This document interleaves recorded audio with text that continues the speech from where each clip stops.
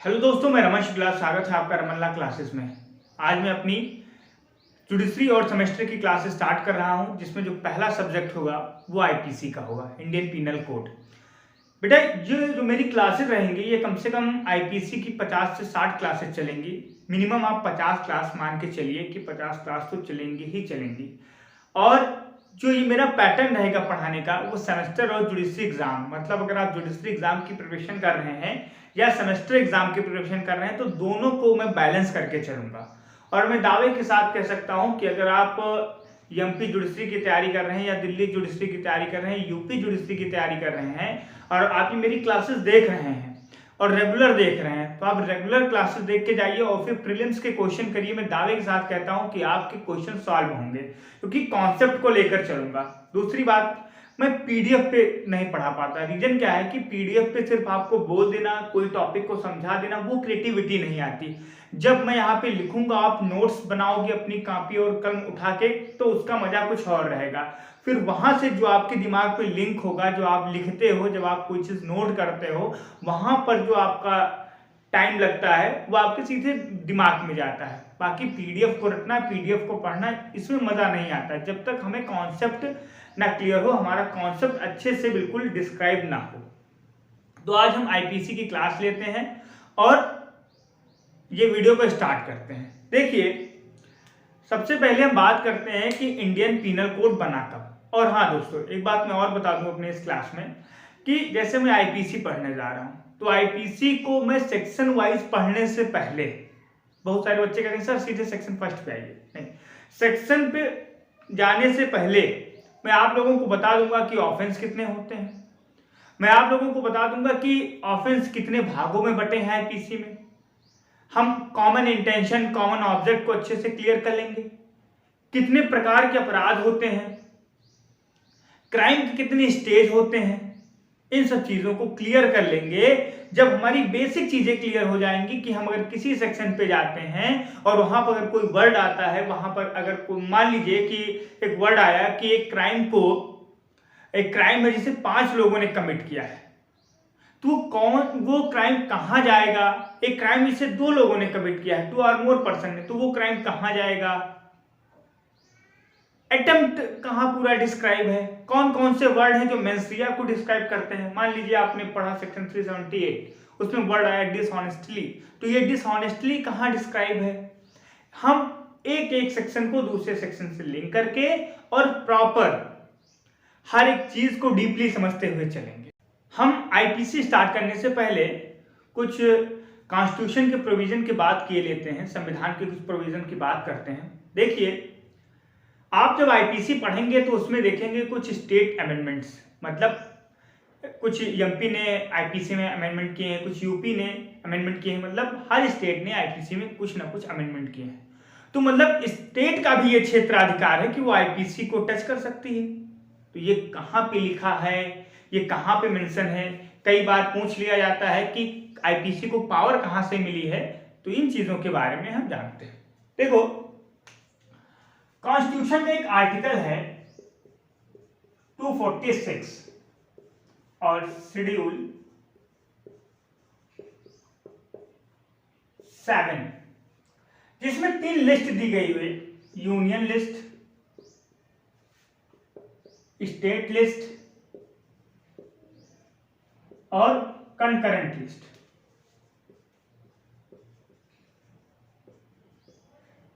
Union में सिर्फ union कानून बना सकता है, स्टेट लिस्ट में सिर्फ स्टेट कानून बना सकता है। हाँ, कभी अगर इमरजेंसी लग गई या कोई आपदा आ गई तो उसमें यूनियन हस्तक्षेप करके कानून बना देता है, लेकिन एक्सेप्शन है। कंकरेंट लिस्ट में दोनों स्टेट और यूनियन दोनों कानून बना सकते हैं। तो आप ये तो जान गए होंगे कि जो हमारा आईपीसी है वो कंकरेंट लिस्ट के अंदर आता है। किस लिस्ट के अंदर आता है? कंकरेंट लिस्ट के अंदर आता है समवर्ती सूची, जिसे हिंदी में कहते हैं संघ सूची, राज्य सूची, समवर्ती सूची। भारतीय दंड संहिता समवर्ती सूची के entity number first IPC mention किया गया है। ये क्रिमिनल लॉ के अंदर आता है। किस लॉ के अंदर? क्रिमिनल लॉ के अंदर। ये बेसिक चीज थी जो मैंने आपको क्लियर कर दी। कभी कभी जब आईपीसी के बेयर एक्ट में स्टेट अमेंडमेंट्स लिखा रहता है तो आप कंफ्यूज ना हो, आप डिस्टर्ब ना हो, इसीलिए मैंने इन जो कॉन्सेप्ट है इसे क्लियर कर दिया कि वहां पर स्टेट अमेंडमेंट इसलिए लिखा रहता है क्योंकि जो आपका आईपीसी है वो शेड्यूल 7 के तीसरी लिस्ट यानी समवर्ती सूची कंकरेंट लिस्ट के एंटिटी नंबर फर्स्ट में मेंशन किया हुआ है आईपीसी क्रिमिनल लॉ, तो इस पे दोनों मतलब स्टेट और यूनियन कानून बना सकते हैं। इतनी चीजें क्लियर हुई आपको, पॉइंट टू पॉइंट क्लियर हुआ। चलो अब बात करते हैं हम आईपीसी की। आईपीसी पे आ जाओ, भारतीय दंड संहिता 1860। आईपीसी बना कब, किस लॉ कमीशन के तहत बना और आईपीसी को बनाया किसने, ड्राफ्ट किसने किया, ये क्वेश्चन कई बार प्रीलिम्स में पूछा गया है। जुडिशरी के प्रीलिम्स में ये क्वेश्चन कई बार पूछा गया है कि आईपीसी को ड्राफ्ट किसने किया, आईपीसी किस लॉ कमीशन के तहत बना और आईपीसी फोर्स में कब आया। तीनों क्वेश्चन को हम देख लेते हैं। 1 जनवरी 1862 यानी 1 जनवरी 1862, 1 जनवरी 1862 और फर्स्ट लॉ कमीशन, प्रथम विधि आयोग। बेटा हिंदी मीडियम और इंग्लिश मीडियम दोनों को मैं लेकर चल रहा हूं। फर्स्ट लॉ कमीशन, प्रथम विधि आयोग, फर्स्ट लॉ कमीशन के तहत आईपीसी बना, प्रथम विधि आयोग के तहत आईपीसी बना और Lord B Macaulay. Lord B Macaulay को क्या बोला जाता है, जैसे कह सकते हो लॉर्ड मैकाले को क्या बोला जाता है, फादर ऑफ आईपीसी, जिन्होंने ड्राफ्ट किया था, जिन्होंने ड्राफ्ट किया था आईपीसी को। अब देखो आईपीसी कॉन्स्टिट्यूशन में कहा मेंशन है, कंकरेंट लिस्ट में एंटिटी नंबर फर्स्ट में आईपीसी क्रिमिनल लॉ के अंदर आता है। आईपीसी को ड्राफ्ट किसने किया, लॉर्ड बी एम मैकाले। फिर आईपीसी लागू कब हुआ, 1 जनवरी 1862। आईपीसी बना किस लॉ कमीशन के तहत, फर्स्ट लॉ कमीशन के तहत। आईपीसी के बारे में इतनी चीजें क्लियर हुई, आगे चलते हैं। स्टूडेंट्स जो आईपीसी है, जो आपका आईपीसी है, इसमें कितने चैप्टर हैं और कितने सेक्शन हैं। तो आईपीसी में आपके टोटल 23 चैप्टर हैं और 511 सेक्शन हैं। अब जो हमारा खेल होता है, जो हमारा गेम होता है, वो इसी 23 चैप्टर और 511 सेक्शन में है। और मैं आपको एक और बात बता दूं कि जो ये नई आईपीसी आपकी बनी है, ये टोटल चेंज नहीं है, कुछ सेक्शन को इधर उधर किया गया है बस, उस पर भी हम किसी दिन डिस्कशन कर लेंगे। लेकिन आप लोगों का क्या काम है कि मैं रेगुलर आईपीसी की क्लास लूंगा और रेगुलर आपको आईपीसी में बने रहना है, क्लास में बने रहना है। और जब मेरी आईपीसी की क्लास खत्म होगी, आप आईपीसी की सेमेस्टर एग्जाम के क्वेश्चन उठा लेना और आईपीसी से रिलेटेड प्रीलिम्स के क्वेश्चन के एग्जाम उठा लेना। एक भी आपके क्वेश्चन अगर फंस जाए तो बताना। जो जुडिशरी के क्वेश्चन हैं, जुडिशरी प्रीलिम्स के क्वेश्चन हैं, उनको आप सॉल्व करना और सेमेस्टर एग्जाम के क्वेश्चन आप लिखना। उसमें कोई भी क्वेश्चन आपका फंसे, फिर आप कहना कि रमन सर आपने यहाँ पे गलत पढ़ाया, अच्छे से पढ़ाया नहीं। अब आगे बढ़ते हैं हम, और इस चैप्टर को हम 2 भागों में क्या करते हैं, विभाजित करते हैं।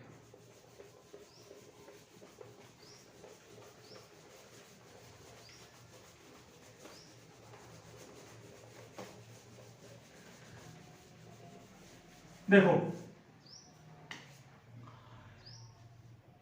टोटल चैप्टर कितने हैं, 23 है।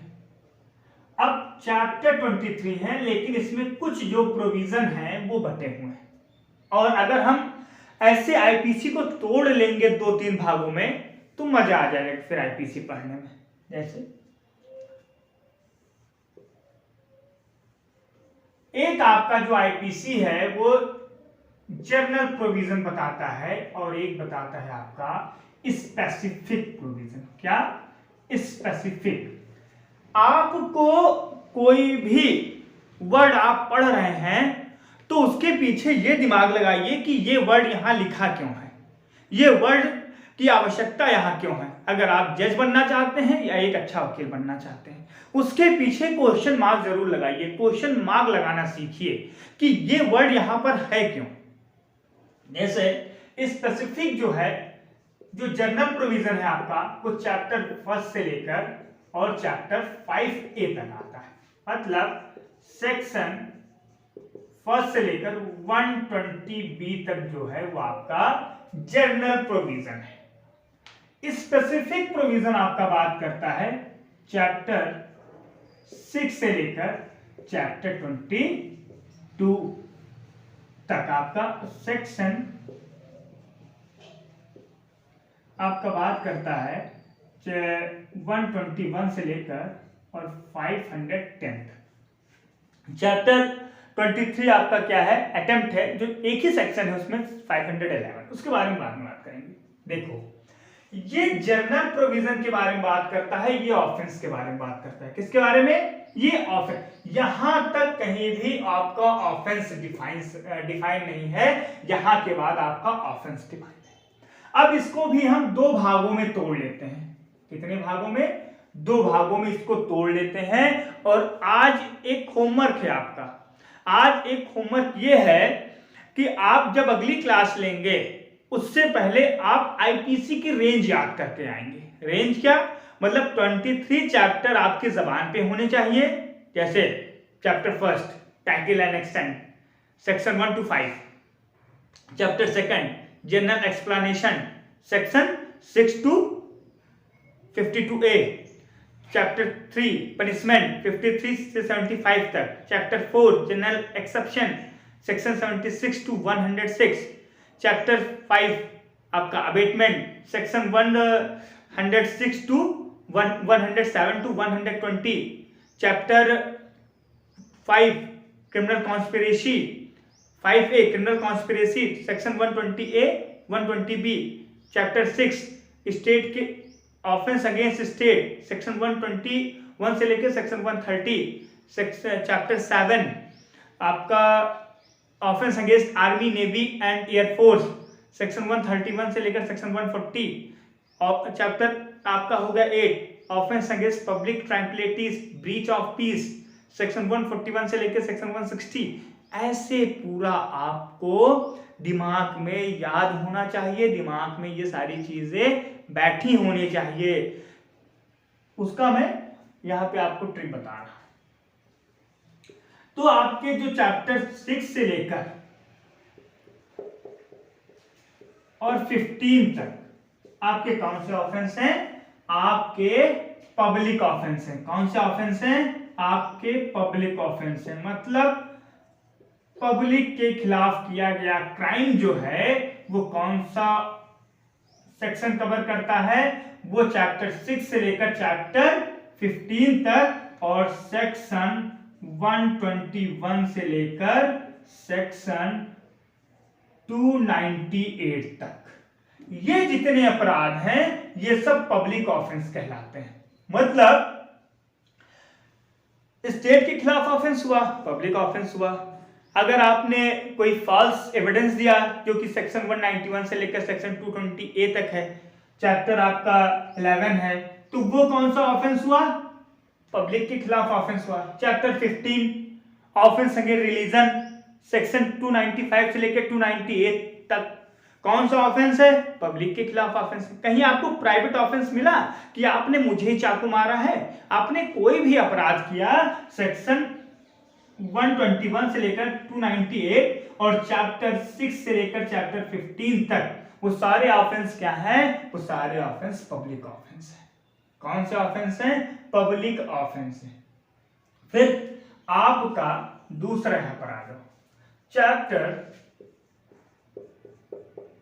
16 से लेकर 22, मतलब 299 कल्पेबल होमिसाइड की डिफिनीशन से लेकर 510 शराब पीकर किसी के साथ दृष्टा व्यवहार करना, ये आपका कौन सा है? ये आपका प्राइवेट ऑफेंस है।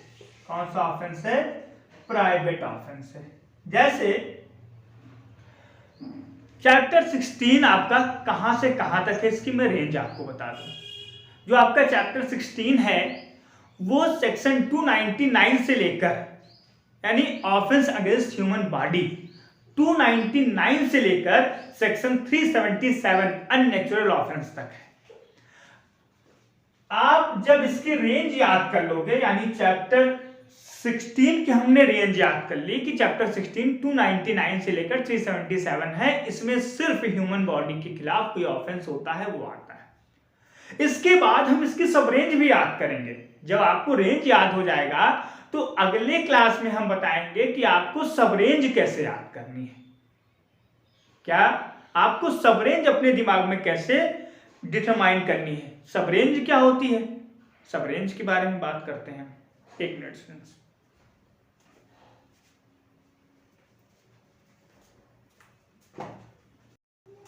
आईपीसी में 511 सेक्शन है और 511 सेक्शन को बिल्कुल दिमाग में मेमोराइज करना बहुत डिफिकल्ट काम है। तो हम सेक्शन को पहले रेंज में तोड़ेंगे। जैसा कि हमने बताया कि रेंज आप चैप्टर याद करोगे, चैप्टर का कोई एक वर्ड लोगे, उस वर्ड से ट्रिक पूरा दिमाग में जो आपके वर्ड आ जाए, जैसे स्टेट आ गया कि offence against state, offence against human body, फिर वो वर्ड से सेक्शन याद कर लोगे। इससे ये रहेगा कि मान लो आप प्रीलिम्स का पेपर दे रहे हो और अगर कहीं कोई एक वर्ड आ गया, सेक्शन आ गया, रेंज याद है, तो वहां पर आप ट्रिक से अपना क्वेश्चन लगा सकते हो। फिर रेंज के बाद हम सब रेंज पे, जैसे मान लीजिए चैप्टर 16 की हम बात कर रहे थे, तो सेक्शन 299 से लेकर सेक्शन 311 बॉडी के खिलाफ कोई ऑफेंस होता है। फिर सेक्शन 312 से लेकर 318 मिसकैरेज यानी गर्भपात के खिलाफ कोई रिलेटेड कोई क्राइम होता है। फिर सेक्शन 319 से लेकर 338 तक हर्ट, इसमें ग्रीवियस हर्ट भी आ जाता है। ये क्या है स्टूडेंट्स, ये सब रेंज है। आगे भी है 339 से लेकर 358 आपका रॉन्गफुल कन्फाइनमेंट, फिर किडनैपिंग, एब्डक्शन, रेप 375 से लेकर 376 ई, फिर 377 आपका अननेचुरल ऑफेंस। ये सारी चीजें आपकी इस तरीके से जब आप सब रेंज में भी याद करोगे, फिर सब रेंज के बाद आप सेक्शन पे आओगे। सेक्शन को, और सेक्शन को कैसे याद करना है वो भी हम बिल्कुल समझते हुए चलेंगे और लिंक करते हुए चलेंगे। मैंने क्या कहा, लास्ट क्लास जब आईपीसी की होगी आपको टोटल 511 सेक्शन मेमोराइज रहेंगे, ये बात ध्यान रख लेना। बस एक बात ये हो गई। चलो ये तो हो गया सेक्शन चैप्टर। अब बात करते हैं ऑफेंस के बारे में। ऑफेंस के बारे में स्टूडेंट्स, तो जो आईपीसी में ऑफेंस है वो दो प्रकार के हैं। एक तो सोलो ऑफेंस है। क्या? एक तो सोलो ऑफेंस है। सोलो मतलब इंडिविजुअल, एक व्यक्ति इंडिविजुअल ऑफेंस करता है, हाँ। और एक ऑफेंस है ग्रुप ऑफेंस। कौन सा ऑफेंस? Group offence. और ग्रुप ऑफेंस में 2 और मोर पर्सन और 5 और मोर पर्सन, ये आपको कई बार देखने को मिलेगा। जैसे इसका एग्जांपल हम लेके चलते हैं, डकैती पड़ी, 5 और मोर पर्सन अगर है तो डकैती होगी। क्रिमिनल कॉन्स्पिरेसी में 2 और मोर पर्सन, 2 और मोर पर्सन। अब इसमें तो सबसे पहले हम ये समझते चलेंगे कि इनसे रिलेटेड कौन कौन से सेक्शन हैं।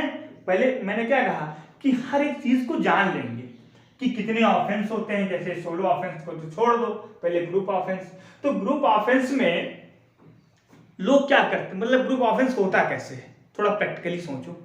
ये ग्रुप ऑफेंस होता कैसे, प्रैक्टिकली दिमाग लगाओ।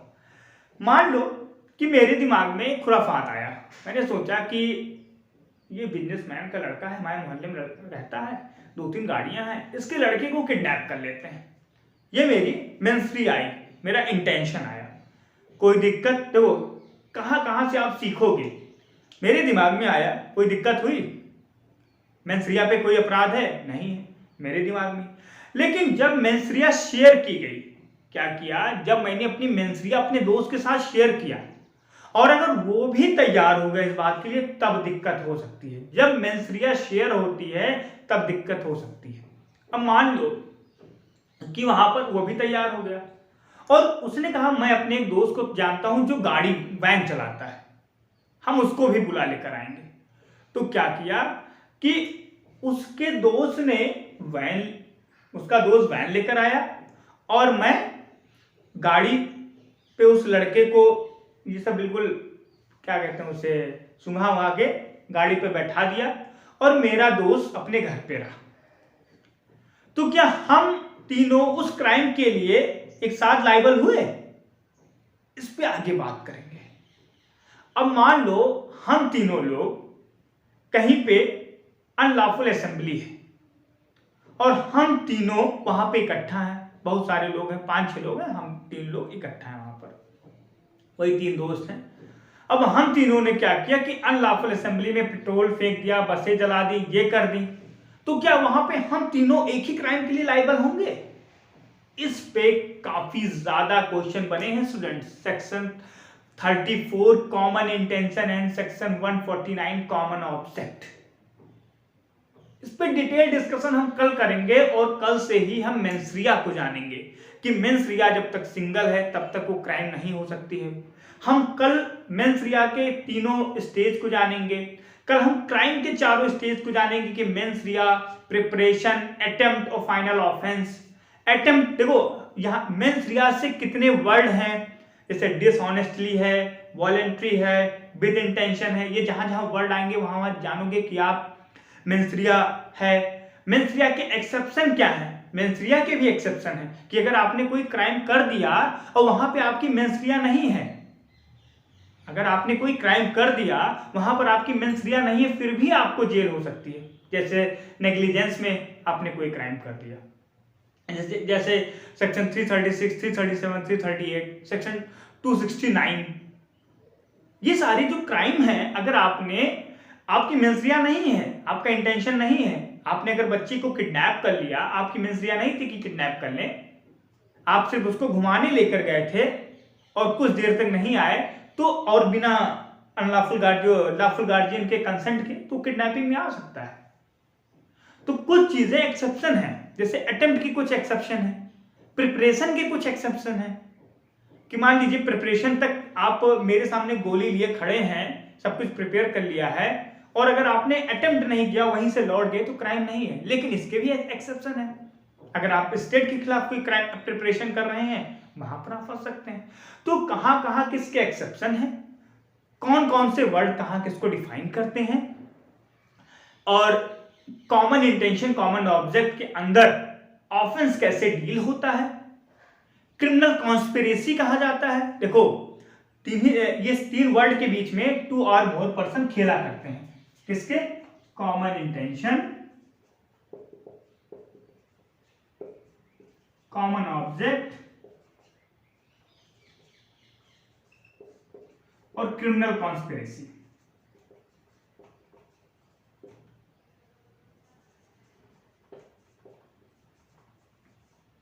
इन 3 वर्ड जहां भी आपको मिले वहां पर 2 और मोर पर्सन होगा या 5 और मोर पर्सन होगा।